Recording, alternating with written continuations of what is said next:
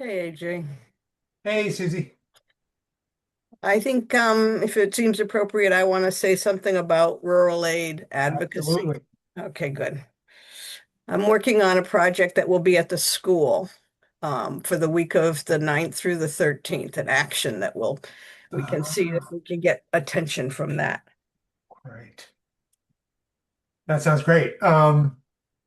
Something you can maybe get some press Yep, coverage about. That's great. yep, that, the State House. Okay, very cool.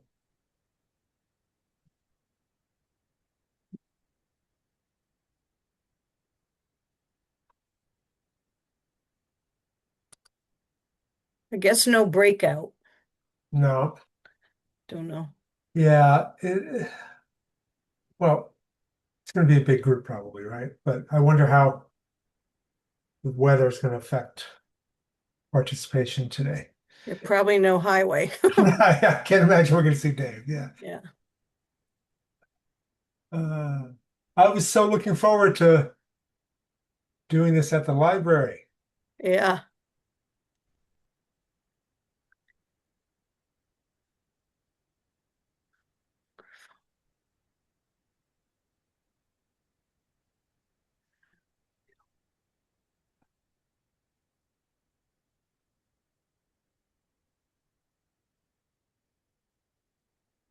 All right.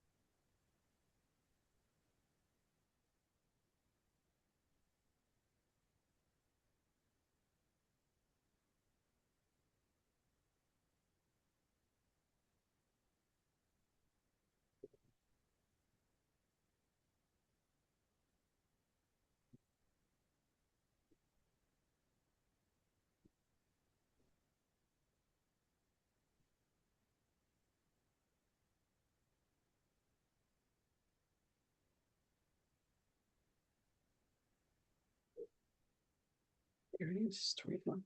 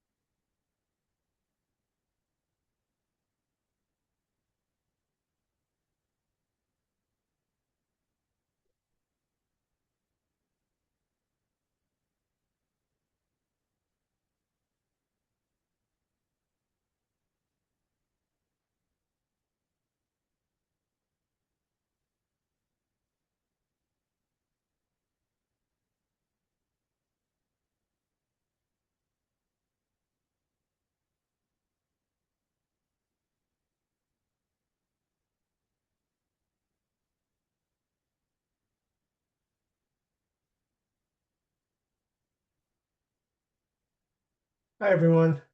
We're going to just give it a couple more minutes as people roll in.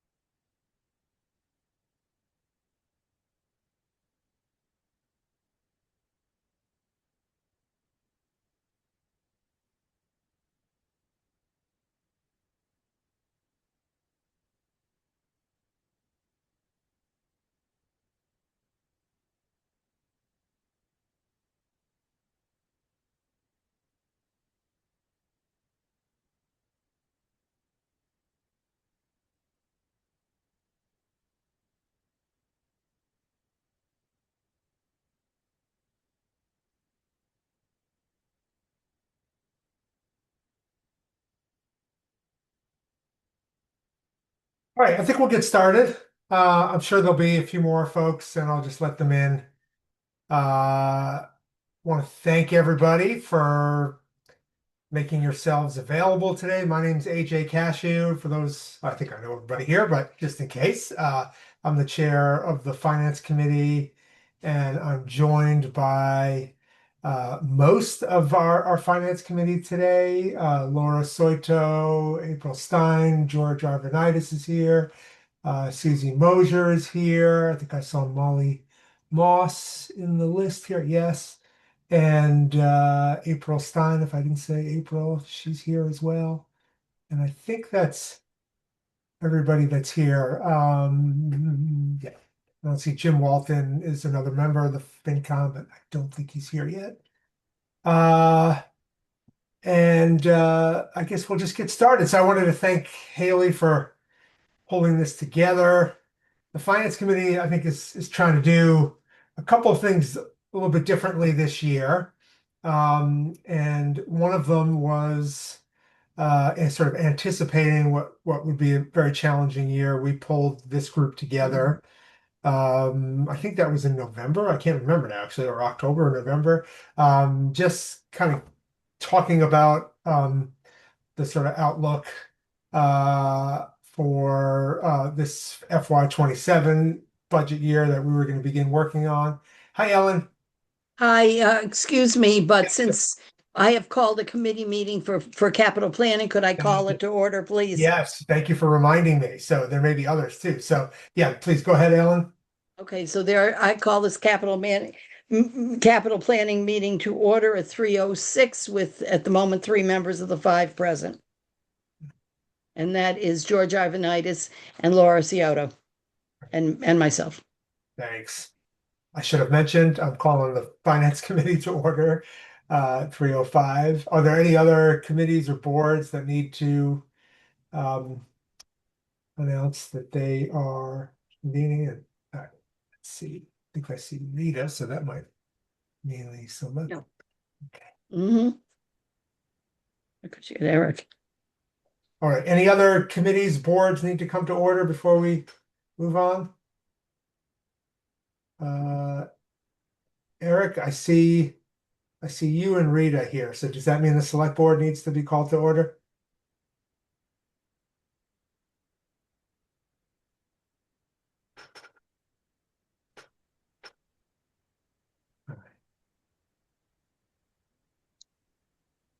Hi, Rita. Hi. Do you need to call the select board to Yes, we order? are called to order. I'm sorry, I was muted. No, People were no, asking. no problem. Okay. Sorry, and I'm sorry I didn't see Rita the first No, time. no worries. All right. So I'll just mention again that we're trying to do a couple things differently this year. One was that we pulled this group together back in November, which was kind of the beginning of our process of putting together an FY27 budget. And I believe at that meeting we said we were going to kind of reconvene in January or February, probably a little bit later than we thought we would, to give you an update on kind of where we are in the process and what our preliminary estimates um, look like and what some of the implications of that information might be for the town. So that's our purpose here today, is to kind of report back to all of you on kind of where we are and what's coming as far as FY27. So I really want to start by being very clear about where we are in the process. There was a handout distributed in advance. We do have a draft budget. It is most certainly a work in progress. We're not finished. What I can tell you we've done is we've received proposed budgets from all departments and committees that make up our operating budget. We've met with every department head to kind of understand better understand the decisions that they've made and the assumptions behind their requests. Really appreciate the thoughtfulness and professionalism that went into those preliminary budgets. We used the information from those preliminary budgets, as well as some initial revenue estimates provided by the state, to build what I'm going to call today, refer to as our kind of baseline FY27 budget. And it reflects the sort of current cost realities, budget estimates before any adjustments are applied. And we're going to spend some time talking about what kinds of adjustments that the Finance Committee is going to recommend. And that that preliminary information basically produces an operating budget that stands at basically just short of $8.5 million. So $8,464,539. Okay.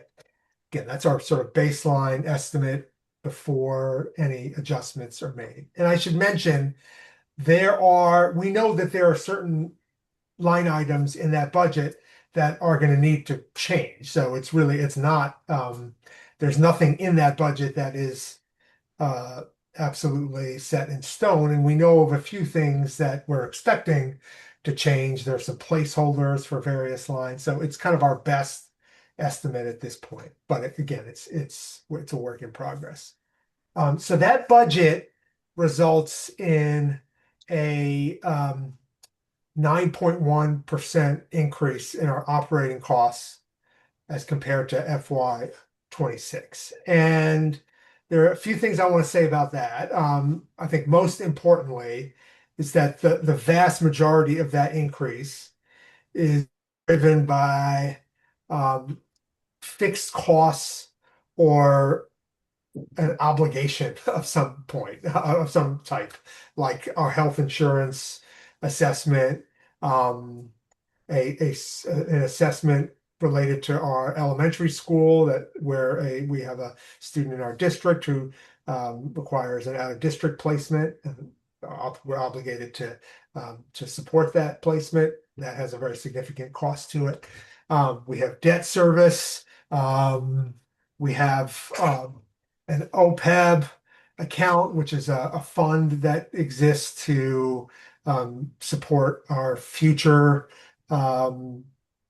benefits for town employees. We have a COLA policy that our personnel committee has developed a few years ago that results in cost of living increases for town employees. So there are no major like new programs embedded in this budget. So it's not like expansionary spending. It's cost growth that's kind of largely sort of outside of our discretionary control. I actually think department heads did a very good job this year, I think, recognizing what the FY 27 outlook was that we communicated earlier this year, and for the most part brought to us what I would describe as kind of very lean level services budgets that did not include any kind of expansionary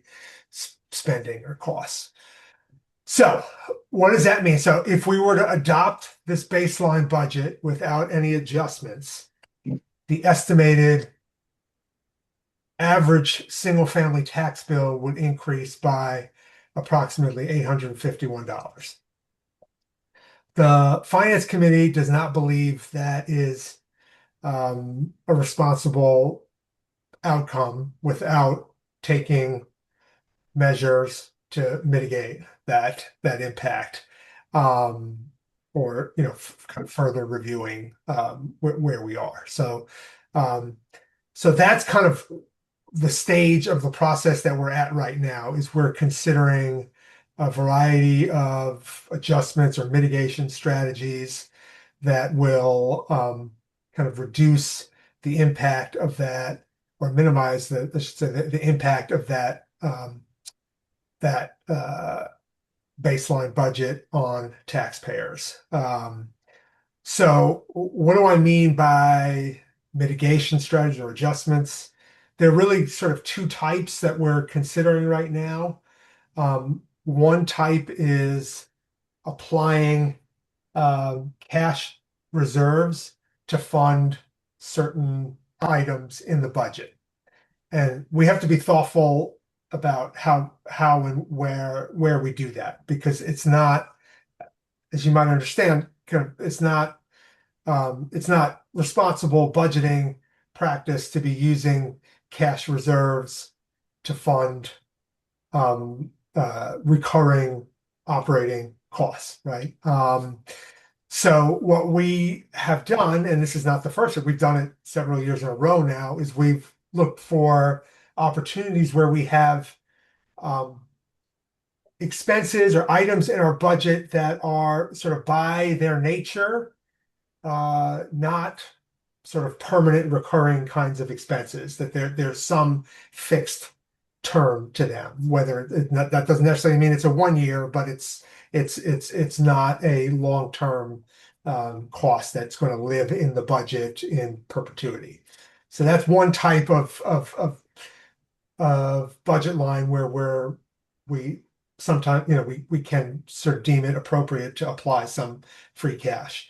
And then there's a second kind of category, which is, particularly this year and the last FY26 year, there are a couple of items in our budget, like the health insurance increase is a good example, where they are so significant that we've felt like it was responsible for us to ease in the impact of those increases by applying free cash. So health insurance is a good example. Like last for FY26, that our health insurance for town employee costs increased by 40%. That we felt like that was an enormous burden to put on taxpayers in a single fiscal year. So we applied a fair amount of cash to the budget last year to mitigate that increase. And we're actually going to do something similar to this year for health insurance. But the reason I'm highlighting that one is that isn't a case where that's not a temporary increase, right? That nobody in here has any expectation that health insurance costs are gonna reduce. This is kind of the world we live in right now, and so the reason why we're applying cash reserves to ease the impact of that cost is because it is of such a large impact. We felt like it was better to kind of smooth the impact of that over multiple fiscal years, or more than one fiscal year. So those are the sort of two types of adjustments that we've considered. And we've already identified certain lines. So we've even just in our most recent meeting, we've talked about applying about $194,000 cash reserves. And we're recommending about $86,000 in targeted budget reductions. We'll walk through those a little bit later. And taken together, those steps would reduce the estimated increase in the average single-family tax bill from $851 to $543. It's a meaningful reduction of about a little more than $300 per household. But we're not done. We have a kind of informal goal to explore other kinds of adjustments, hoping that we can responsibly bring that projected increase below the $500 mark, and perhaps even lower than that, while maintaining core services and ensuring our long-term fiscal stability. So that's kind of where we are in the process. Just a couple other things to emphasize before I'm going to turn it over to my colleague George Arvanitis to just walk through a couple of details. But a few things I want to emphasize. Our handout mentions this. This is a phrase that Susie Mosier from the FinCom, I think it's really stuck with me. This idea that what we have here is fundamentally a funding problem and not a spending problem. Our state aid that we receive from the Commonwealth has not kept pace with structural cost growth and inflation. Our tax base is heavily dependent on residential property taxes. Operating costs are rising faster than corresponding revenues or even allowable levy capacity, which is going to be an issue that we'll talk about. And so that structural mismatch is kind of the broader context that we're dealing with. So it's not the case, at least I think from our perspective, that there's any sort of like irresponsible or spending happening that's contributing to this problem. It's really a problem of a kind of mismatch of revenue and rising sort of inflationary costs and obligations, financial obligations, and limited um, opportunities for growth and this reliance on the property tax base that's created. That's what this problem is. Okay, so I think the last thing I want to say is that our goal today is transparency and collaboration. We welcome your input if there are adjustments that can be made with minimal service impact or risks. Obviously, we would love to surface them. I'm not sure if if there are, but we're certainly open to that. And I want to also acknowledge that this is an opportunity for advocacy as well.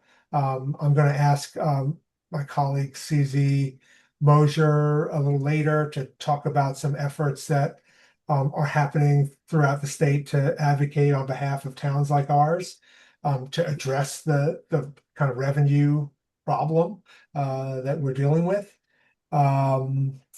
And I want to just say that, we're all working towards the same objective, which is a fiscally responsible budget that's sustainable and fair to taxpayers while at the same time preserving core services that our residents have come to rely on, consistently support through their participation in the budget process at annual town meeting. And so that's the goal. So again, thanks for coming. Thanks, Haley, for pulling this together. And I'm looking forward to our discussion. So let me do this. Let me have George, if you're available, I would love for you to just sort of talk through maybe some of the details that got us to the kind of current baseline budget that we're looking at. And I can share, George, I think one of two documents. So you tell me which would be best to do this. Well, I think what you wanted me to show was the development of the budget and Yeah. then how it impacts his taxes. So it would be the preliminary, the Okay. summary sheet. Yeah. Okay. And that has two tabs that we'll look at, right? We'll look at the summary and then we'll look at the considerations. Yep. If in detail, although you've covered them, but yes, Yeah. that's where I Okay. would start. Yeah. All right. So can everybody see this well enough? I'll make it a little bigger. Is that okay for folks? Is this readable? Yep. Okay, George. Do you want to take it away? Yeah, sure. Yeah. So good afternoon, everyone. We're all aware of, I think everybody's aware, based on our meeting back in December, of some of the financial difficulties. And so what we did as a finance committee is we're just trying to monitor the impact on taxes, knowing that, it's difficult for the community. So what we start with is this very first section, rows 5 through 18. Essentially what we've done here is started with last year's budget, or this year's budget, FY26 operating budget, the year we're currently living in. And you can see the increases from line 7 all the way down to 18, 16. Mostly in order of size, not exactly, but pretty much the three largest are the ones at the top. And AJ really covered these pretty well. Outplacement represents $114,000 of the $164,000 that we're looking at for an increase. When you take that in, if you adjust that increase for the outplaced services, the school is asking for 2.7 increase. Health insurance, as everyone knows, has just gone through the roof. If you read the papers, every town is dealing with this problem. Every town is dealing with all the problems we're facing, as a matter of fact. And I think most of you, if not all of you, are aware of that. Health insurance increased 43% last year. This 148 represents another 20% increase, is what the treasurer has told us. It's possible it could come down a little. 30,000 at most, but we think that would be risky. Um, Probably we'll take it to 18%, which would save us maybe 15,000. So that's certainly something we're considering. Library debt kicks in this year. That's full principal and interest. That is based on 10 years, a 10-year note, and we're going to address that later. OPEB, we've been funding OPEB at $50,000 a year. Other pension, oh boy, never mind. It's post. Boy, Retirement benefits. So we have to pay health insurance, mostly is what it is, a portion of health insurance for all retired employees. And we're building up a fund to do that. And we've been building up that fund by contributing from the operating budget $50,000 a year. Last year, we made that zero to try and mitigate tax impact. This year, we put it back up to 50 because we'd like to start that funding process again. A highway department had a large increase this year. I forget what the percentage is, but they're mostly this is maintenance, repairs. The aging equipment has really been created quite a challenge for Dave, and so that's what that increase is. And then we have the debt for the high school. It's been running about $35,000 a year. Next year, it's going to double essentially. The track and the middle school roof, we're going to see that line continue to increase over the next few years in our long range plan. That is definitely one of the nuts we're going to have to crack, one of the difficulties we're going to have. PFAS debt, we have been borrowing for our PFAS work around town, and now we have to start paying it back. So that's brand new. And then COLA increases amount to about $15,000. And we are one of the lucky towns in the regional school system. Most of the other towns are dealing with six-figure increases. We are very fortunate. We do pretty well in terms of financial need from the state. We do a little better than the other towns, but it's really this number is driven by population, and our enrollments are just decreasing relative to the size of the decrease in enrollments in the other towns. So essentially, we're looking at a $700,000 increase year to year on our operating budget. And that's the 9% that AJ had mentioned to you. So AJ, could you do me a favor, line 31 to the left, if you could hit that plus sign? Yeah. So to figure out the tax impact, now that we know we need to raise $700,000 in additional revenue, we take a look at where that 703 is going to come from. And we know that for the tax levy, it increases 2.5%. The levy limit, the amount of money we're allowed to raise from property taxes to fund the operating budget, that increases by 2.5% every year. And so that's 168,000. The other increase to that is debt exclusions. Any debt excluded items that are added to the budget will increase the tax levy. That 193,554 will decrease. Well, it's going to increase because of the regional school portion. The library building portion will decrease each year as the balance on principal goes down. The interest costs will go down. But debt exclusions, 2.5 limit, and then new growth are the things that increase our tax levy. And new growth, the assessor's office right now does not see any reason for optimism from our point of view. They're using a very conservative number, the most conservative number we've ever used, because there's just no signs of new building in town. The utility companies still need to be talked to and looked at. There's a possibility that if they're doing any work, we could see some new growth there. So far, those are three revenue items. We're estimating our local receipts will be higher by 35,000, 36,000. I skipped state aid. We're looking at 41,000 increase there. Overlay, I'm not going to get into it too much, but there's an adjustment there. Last year, we funded the budget with $139,000 in cash reserves. To start this budget, we were assuming no cash reserves would be used. So what that means is if you add up 23 through 29, rows 23 through 29, we have $313,000 in new revenue in the tax levy limit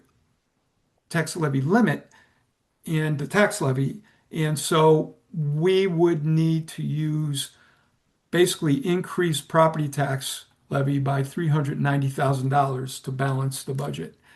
And it's that increase of excess levy capacity is really what triggers the 800 and I forget what the number was, 51. 851. Thank you. 851. It's changed so many times. The 851 average single taxpayer tax increase from FY26 to FY27. So,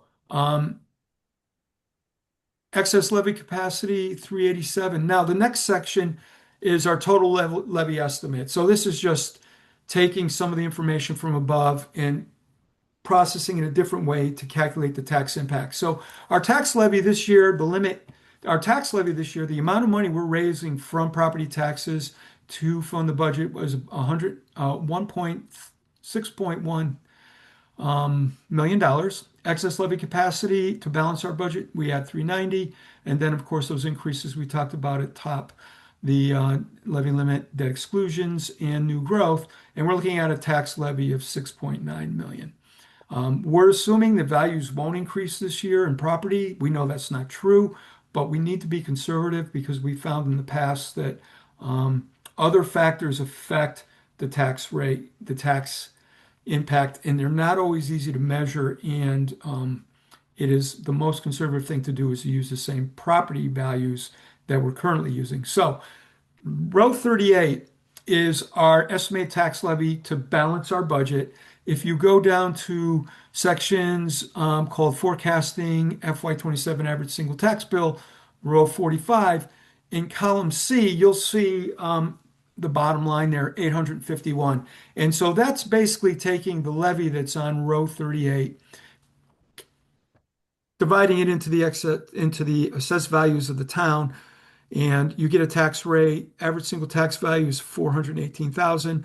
Our tax bills would be 7,621 for our average single family home, and that is currently this year that's 6,700. So that's the problem we're facing. And now AJ talked about the options we have of applying some cash reserves to this operating budget and cutting some lines. And row 39, 40, 41, you can see the two categories that AJ discussed. When we subtract the amounts that we came up with the work we've done so far from the 6.9 million tax levy, we now bring it down to 6.6. Column D on the right side of the after adjustments, I'll call it. You can see our single tax bill would be $7,313, an increase of 543 versus the 851, based on what we've done so far. So we can probably, AJ, look at the considerations and show everyone how we came up with $280,000 in tax in lower levy. And so here you can see the two categories, row 6 through row 9 are. Before you walk through that, I see Rita has her hand up. Let me see if there are any questions before we walk through these. Yeah, I just had a question as to you said the average single family tax bill is increased with the lower amount in the $500 range. What is the valuation? What is that average valuation? That's based on an average single family of 418. Okay, thank you. Yeah, again, as I said earlier, we're using the same values as this year because trying to estimate those increases for next year gets tricky. And if we keep this year and last year's calculations on the same base, then we get an accurate increase amount, a fairly accurate. We need to think of these numbers more in ranges. It's 851, but it could be anywhere from 830 to 860. Because when the assessors take everything, the budget that was approved, the final cherry sheet that will be determined well after town meeting, the other sources of revenue that come along or change, it's going to all impact these estimates. So cash reserves applied. Basically, what we decided to do at this point in time was we know that the total cost of the outplaced students at the elementary school is over $200,000. I believe it's $224,000. And so we decided we're going to fund 50% of that. That particular item, outplaced district out district placements is, one could argue, not a full permanent expense and will decrease in the future as the student population demographics change, if you will. As students who need these services move to the higher grades, maybe some will come in, maybe some won't. This 224,000 is the highest we have ever seen. And we have had spikes in the past. So basically, we're going to manage this spike by funding half of it with cash. And it's broken between the two lines. The actual out district placement, what we paid the school district that the children will be going to, and the transportation to get them there. And then the third item is this concept that AJ mentioned, easing, spreading the cost of the large health insurance increase over a number of years, and instead of letting it all spike in our operating budget in 1 year. So basically, this year's increase of 148, we just threw 50,000 at it, calling it a third. We might tinker with that, but that's the other item. We also decided that we would fund OPEB at $25,000, and we would use cash to do that.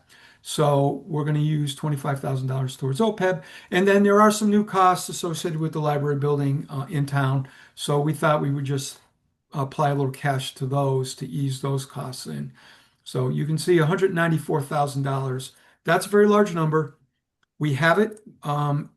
If we spend this much money out of our free cash reserves, we would still have a reasonable free cash balance to manage any unforeseen costs in the future. Capital planning has not approved all the items they've received yet, but there will be voting at their next meeting, and probably, we can assume we'll be approving most, if not all, and we'll have to consider how to fund those and how that'll affect cash. So the cash number is still something, we are not settled on. And then the other actions are the cuts, as AJ was talking about. The first cut would be on the library debt. AJ has been working with the treasurer, trying to, we really would like, as a committee, I think we've agreed that a 10-year note is lower interest cost to the town. A 15-year note is lower tax impact on the taxpayers each year. It would lower the amount of principal payment, essentially, and spread it over the principal payment over 15 years. And I won't get too deeply into it, but you want to apply debt at a length that aligns better with what you're financing. You wouldn't finance a car for 30 years, but a house for 30 years makes sense. So we wanted to get it more aligned with the library. And again, as I mentioned, by going 15 years, it lowers the principal, and that lowers the tax impact. It also spreads that tax impact to people who will be moving into town in future years. Those of us here for the next 10 years will be contributing to this. Many of us have contributed prior to this year through the fundraising that's happened. So it allows other people to, it kind of provides some equity. Okay, enough about that. So lowering the OPEB from 50 to 25 means that we also have a cut. And so not only do we have the 25 pickup on row 8 on the tax levy by using cash, but we're also lowering OPEB to 25 to 50s, 225 from 50. So that's a 25 saving. And then we're going to be meeting with the town building committee. Our experiences, they have some funds available, and they have not been spending at the 40,000 level that we started with the budget that brought us to the 851. So we just cut that back by 20. So the total impact of everything, 194 cash applied, 85,000 decreases in operating lines that we originally started with, brings us to $280,000. That equates to about $308 on the average single tax bill. Super. Thank you, George. welcome. Just a couple of just minor things to just add to what we went through. So that out of district placement that George talked about, one of the things that's different about that placement this year is it is a private school that is providing those services. So that's partially explaining why that single student increase is so significant this year. So I wanted to mention that. And then there was one other thing. Oh, I think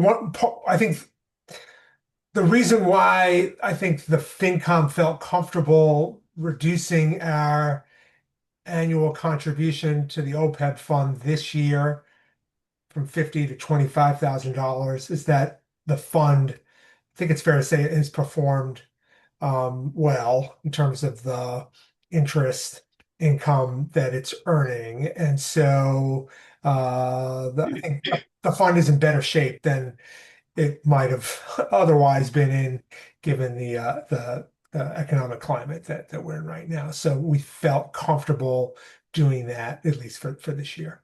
Okay. We've dumped a lot of information on you all in the last 30 minutes or so. So let me stop and pause for questions, comments, reactions, suggestion, anything you want to share. And let me stop sharing stuff. And please just use the raise hand feature, and I can call on you. And if if other FinCom members, actually, while people are thinking about questions, Susie, do you want to talk a little bit about the advocacy work that is in many ways addressing the problem that we're dealing with in Shutesbury, but like pretty much all of our neighbors are as well? Yes, I'm looking where am I? Am I, can you hear me? Yep. Okay, good. I can't see my square. Um, as I said, and this is from somebody else as well, we have a funding problem, not a spending problem. And when the governor announced her budget, she was proud to say that she was not raising state taxes. But because the costs are going up, they are indirectly raising local property taxes because they are not funding us to help us deal with inflation and other issues, federal grants being canceled. We're experiencing that too. And so we don't have to get elected. We're not on a campaign trail. So we're not proud to, we're not saying that we do not have to raise taxes. We, in fact, do. So, as you can see from the numbers, we're trying to get that number down, but we can advocate for state aid. Rural aid for schools has been promoted by the state since 2017, but they are not coming through with that money. On the week of March 9th through 13th. There's a group of people who are organized to do actions across the state. I collected 100 postcards and we sent them to the governor.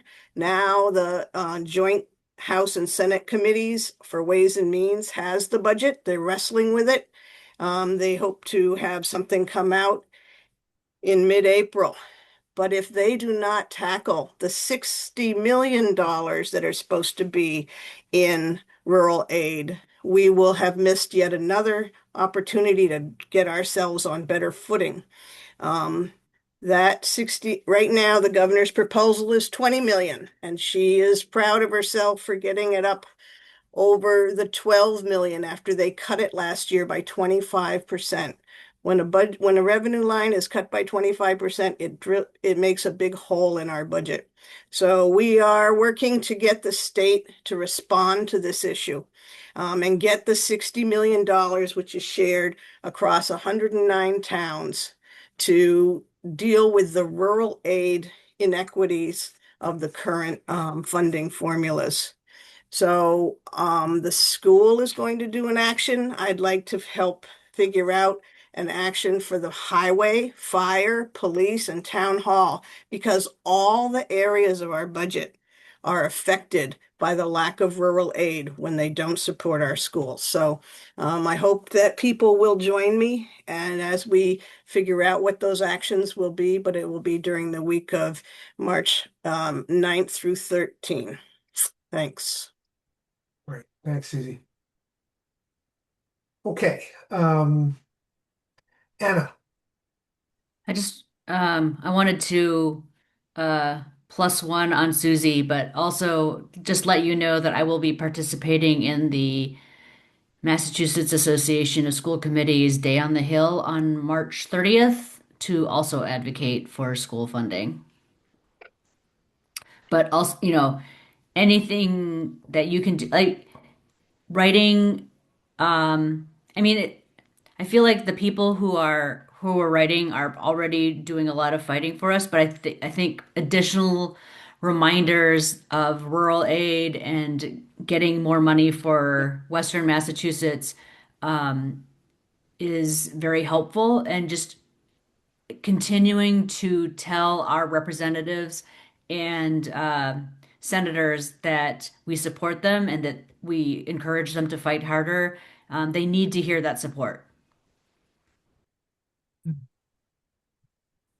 Ellen.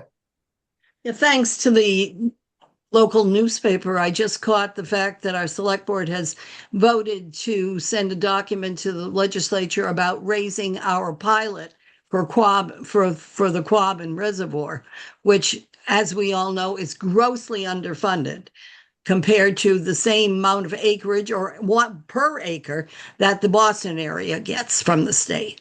It's basically they've totally ignored us. Why? Because it's not developed land. Well, we're still providing fire, we're providing police and things like that, and they seem to want to ignore it. So I did hear from Mindy Dom. I was at a meeting with her not long ago, and she did indicate to someone that's not a very good chance of them giving us more money, which is like, thanks a lot.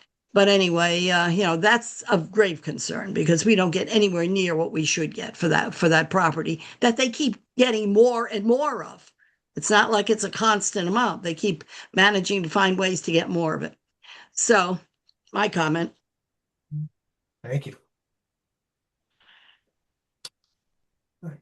Any other thoughts, questions, comments? Eric? You're muted right now. Yeah.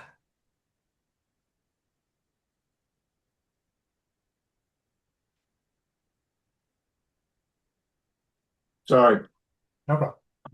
I shouldn't be doing this. My question was just after all your applied use of free cash in this budget, what will our cash reserves be? Both short-term, long-term. What will our cash reserves look like? And the second question is, what do we think health insurance is going to do over the future years? I mean, is it going to be like this, where every year we're going to get these huge increases, or anyway? And thank you, Alan, for the shout out. I do hope it works, but I don't think it will. Okay. Let me answer your question about cash reserves and what these steps are, how they're going to impact our cash reserves. And while I'm doing that, I see Ryan is in this meeting. I'm wondering if he might, if I could turn it to you then to talk a little bit about sort of health insurance issue and kind of what you're hearing and thinking about the sort of long-term trends in terms of our health insurance costs. So I'm just going to access a sheet that I have. All right, so I'm going to caveat what I'm about to say now, which by saying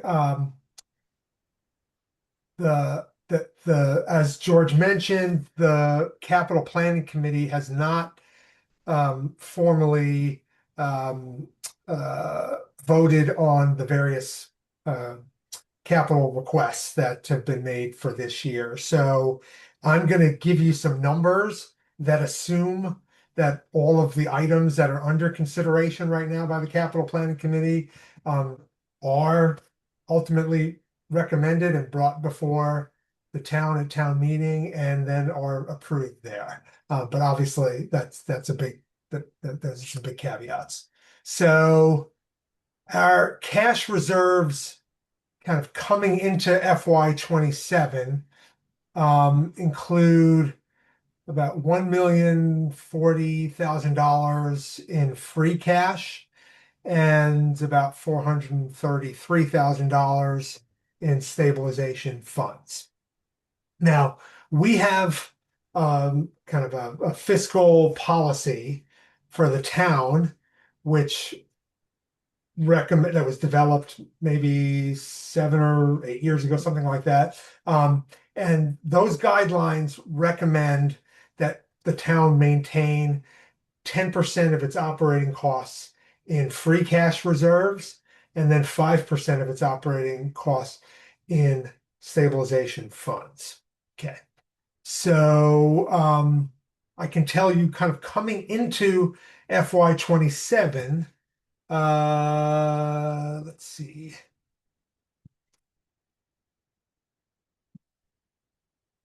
We have about our free cash reserves represent about 12% of our operating costs, and our stabilization funds represent about 5% of our capital, sorry, of our operating costs. So those put us, I mean, we're entering FY27 in a pretty good position as far as the amount of cash reserves that the town holds.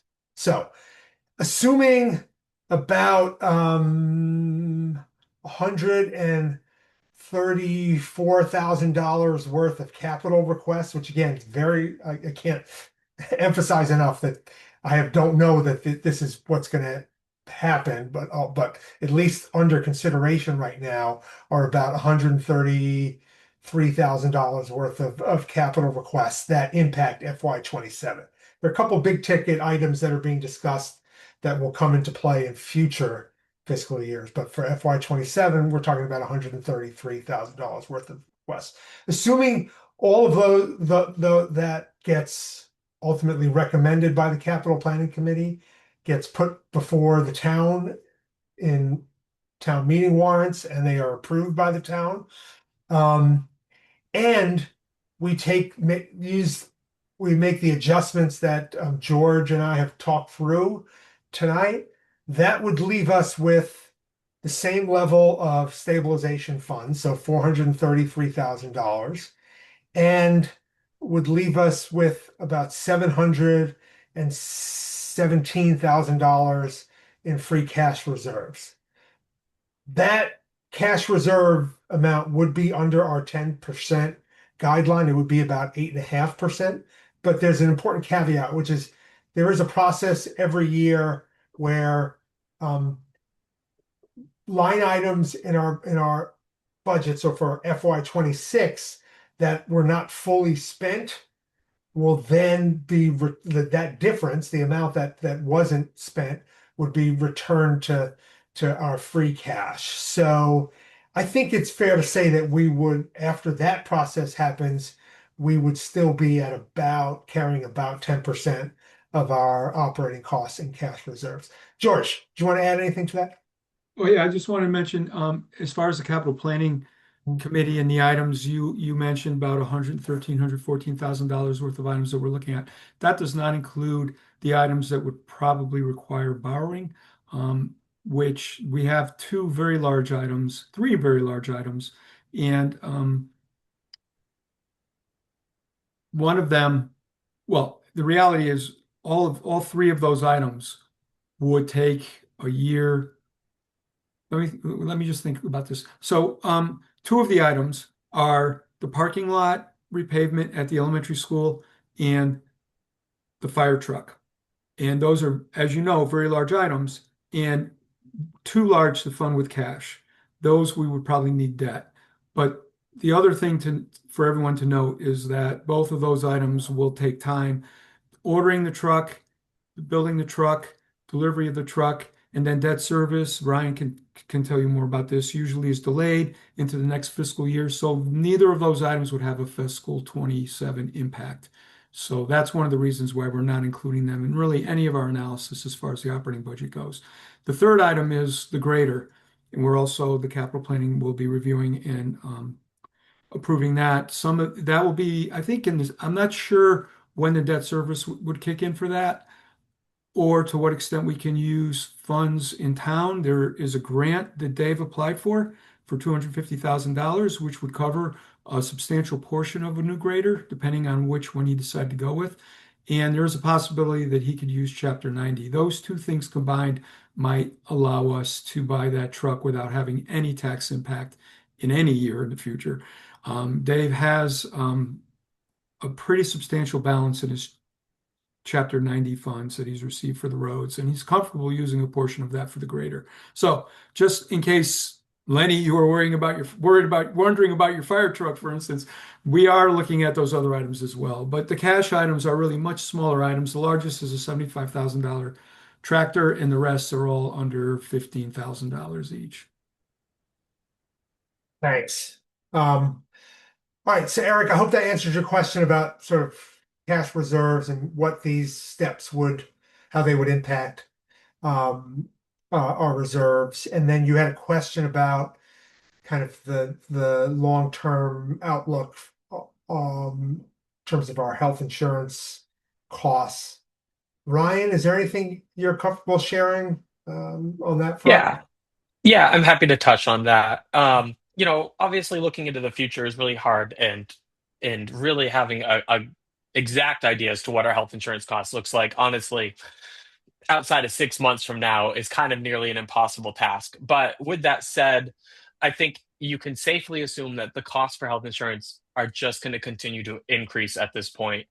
The reality is that the the rebound from COVID has been substantially greater than I think anyone had ever anticipated. The overall medical services, like utilization and prescriptions that are being written, is just greater than they've ever seen in history. Along with mergers and acquisitions amongst hospitals, are just rising the costs of hospital care so substantially that it's just causing huge hiccups across the whole healthcare industry. Um, the reality is that we currently belong to a joint purchase authority, a JPA is what it's called, the Hampshire County Group Insurance Trust. They've had a really tough year financially. They're looking at their options as far as rates and benefits go for the next year. We are also, during this time, we've been looking at our other potential options for the town itself to see if there are any cost savings measures that exist. We haven't had a ton of luck on that because the reality is that this is an issue facing the entire healthcare industry. Just for example, Blue Cross Blue Shield themselves had a $400 million operating loss in 2024. Harvard Pilgrim Healthcare had a $200 million operating loss in 24. GIC, the state's plan, had a $240 million, $250 million deficit in FY25. So the reality is that we aren't facing this alone, and I think it's safe to say that we're going to see this be a trend of a challenge that we're going to face for the next couple of years, in my honest opinion. I hope that somewhat answers your question on the health insurance. Yeah. I mean, that certainly tracks with kind of everything I read, which suggests that at least in the sort of short to medium term, there's no reason to think that these escalating costs are going to level out. Yeah. And yeah. So the FinCom is certainly not planning on that. Yeah, just for perspective, a perfect example is, I'm working with a company that's helping solicit quotes for insurance, and we could provide insurance through Blue Cross Blue Shield directly, just with us. We could kind of cut out the middleman of HCGIT, for example. But like Blue Cross Blue Shield declined to quote, Harvard Pilgrim declined to quote. We did get a quote from Health New England. They're really not a very strong player in where we reside and where we exist. So it's really not an overly attractive offering to our employees. But just to give some insight, I think it's important that municipal officials and employees and just the overall employees of the town know that we're not just saying these are the increases, deal with it. We are looking at what our options are. They're just nothing good is coming to the forefront at the moment. Thanks, Ryan. Susie? And I want to remind people that the 43% increase on our health insurance bill, that also increased the co-pays for the premiums for the employees. They also had a 43% increase in their part. And if they live in town, their taxes went up to help meet that. So this is a service that has a lot of impact on the individuals and the families, and we're trying to maintain coverage for these people that serve us. Mhm.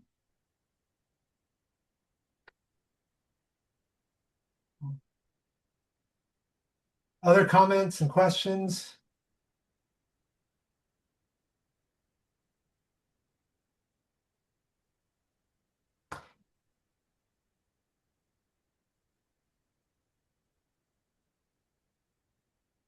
Uh, there are a couple themes that I think were discussed in the handout that I shared that we haven't really touched on in any detail that I think I want to just make sure everybody's clear on.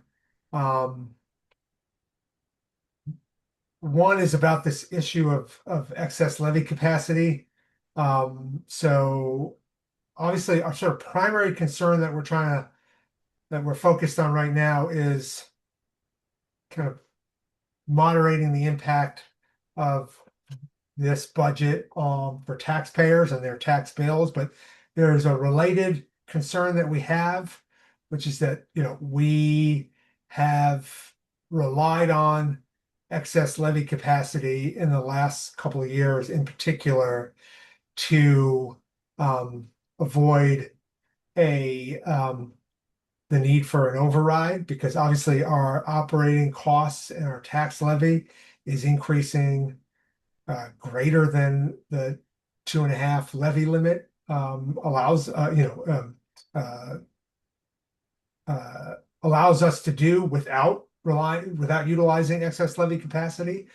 So that's been an issue in FY 26 where we used, I think, almost over $200,000 worth of excess levy capacity to fund that budget.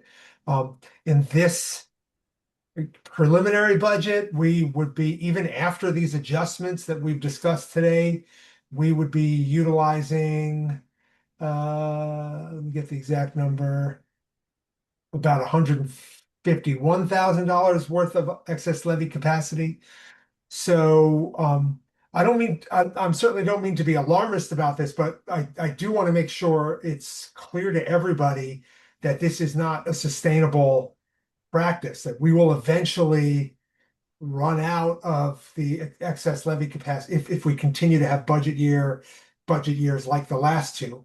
We will run out of excess levy capacity. That won't be an option, and we would be in that override territory to fund the kind of budget increases that we've been dealing with in the last couple of years. That would be the only the only way to accomplish these kinds of increases in the future. So that is certainly something that is of concern to us, and we're monitoring. And just to put some numbers on it, we had as much as, let's see, $863,000 worth of, uh,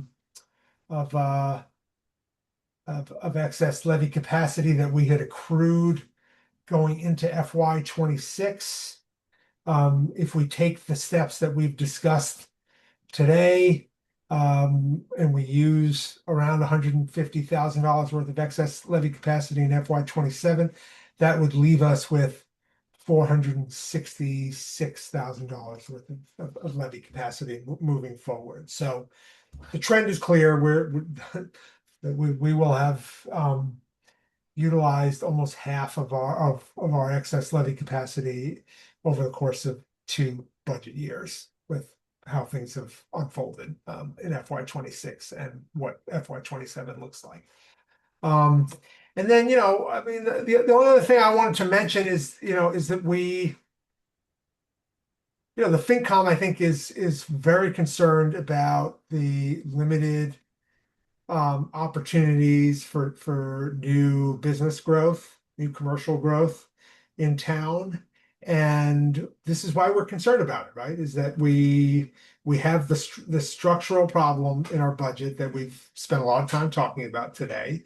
And because of the nature of our town, we have this um, uh, reliance on state aid, which is very flat, and residential property taxes. We have very limited commercial tax base, and I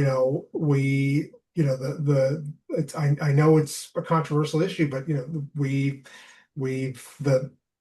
in recent years um, the sort of prospects for bringing new business development into town have faced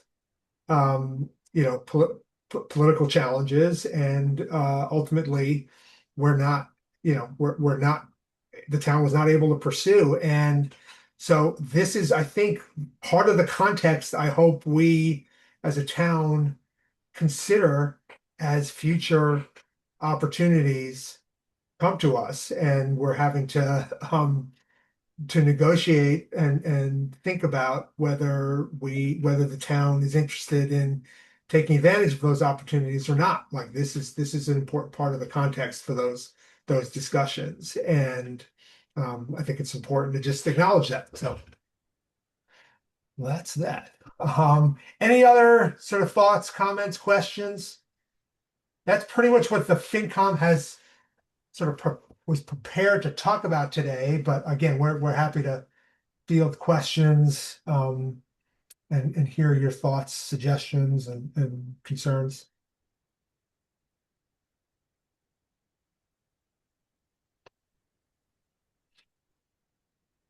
Okay, so as I said, we're going to continue to work on this budget. It's things will change because we're getting, additional um, estimates, both in terms of revenue and costs. I think we're close, but we're not there in terms of having a complete picture of every line in our budget. Like I said, we do have a bunch of placeholders in there.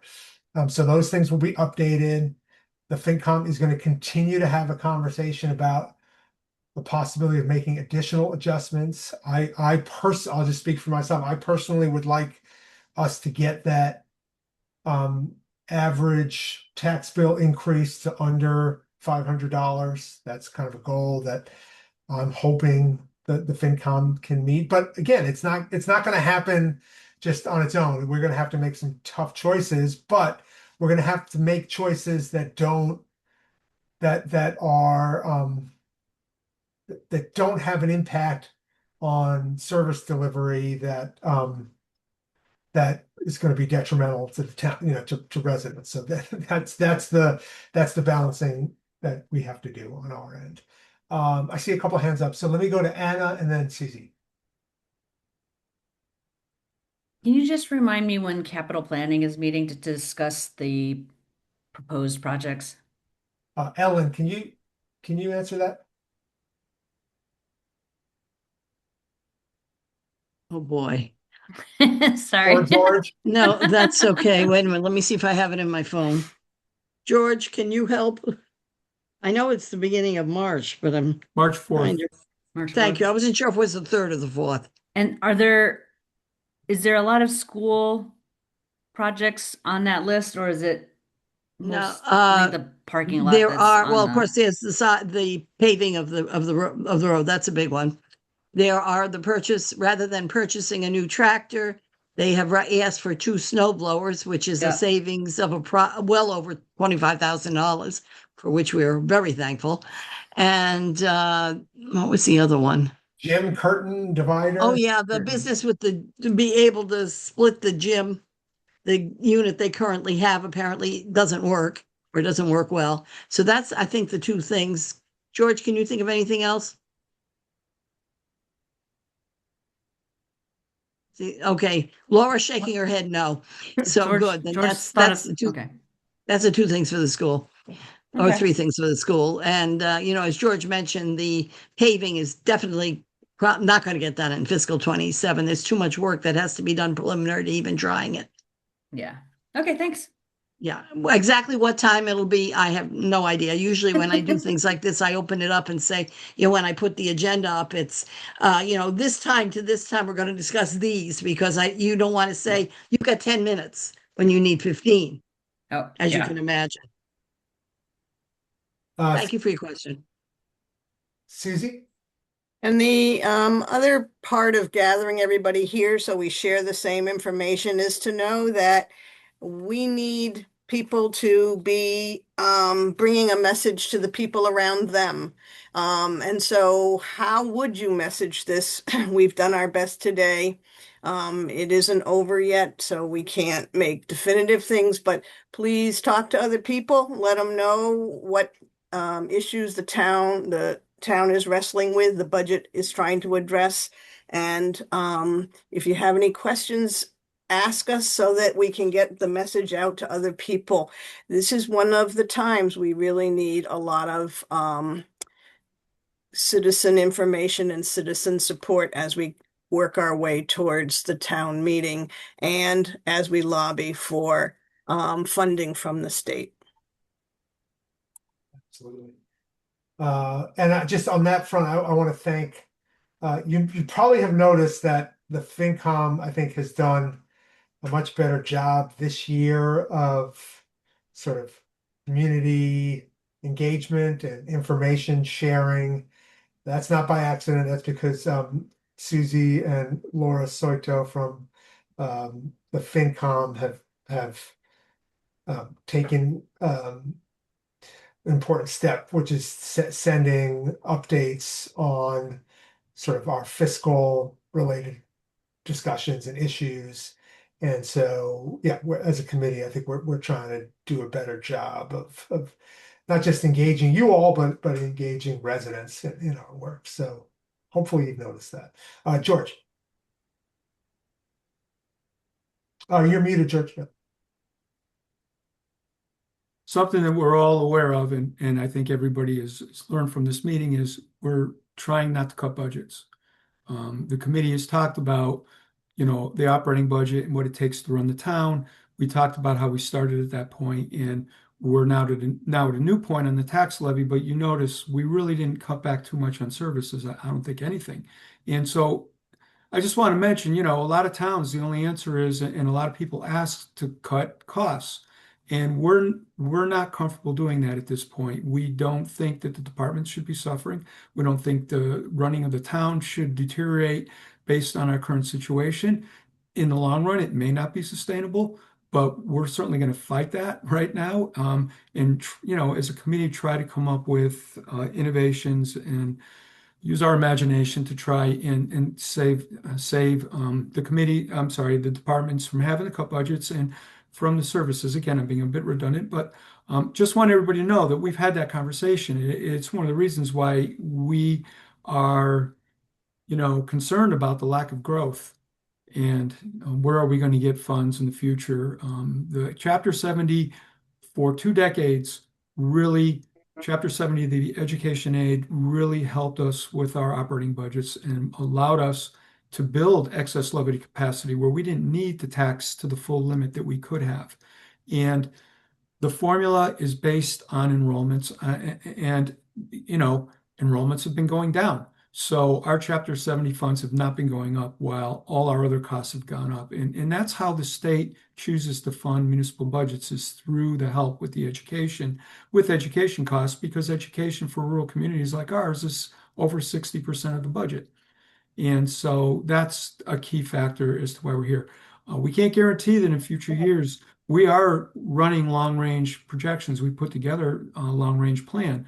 I won't call it a plan, but just long-range forecasting out to the next 5 years. What if this happens? What if that happens? It's not a pretty picture. So, we don't know how long, if things don't change, we can go without looking for cuts in many of the departments. And obviously the large departments would have to be affected, but we are going to fight that right now. And I just want everybody to, be aware of that.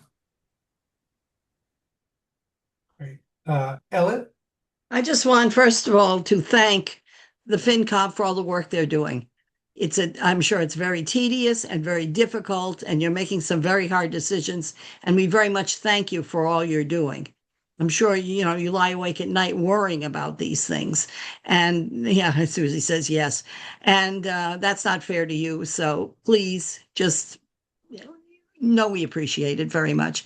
And another question that has nothing whatsoever to do with this meeting. Haley, do we have trash collection tomorrow? Trash collection is delayed by 1 day for this Thank whole you. week. Mhm. Thank you. That's what I thought, but I wanted to check. Yeah. Thank you.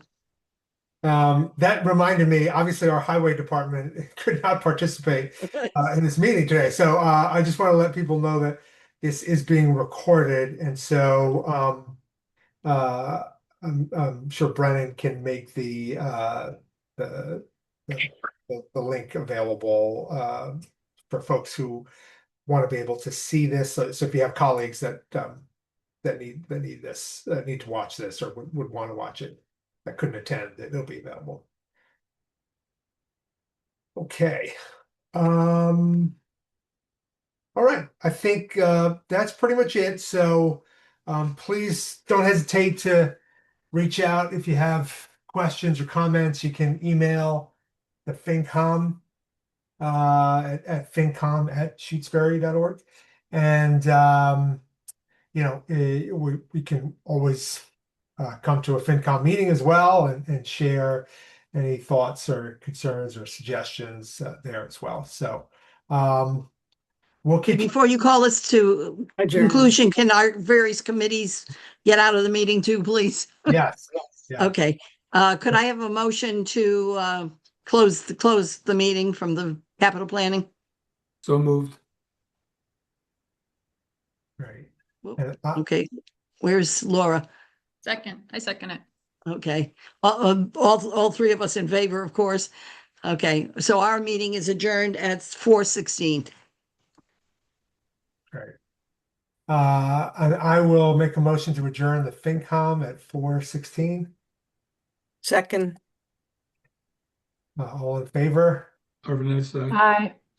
close your eye. Stein, aye. Moss, Right.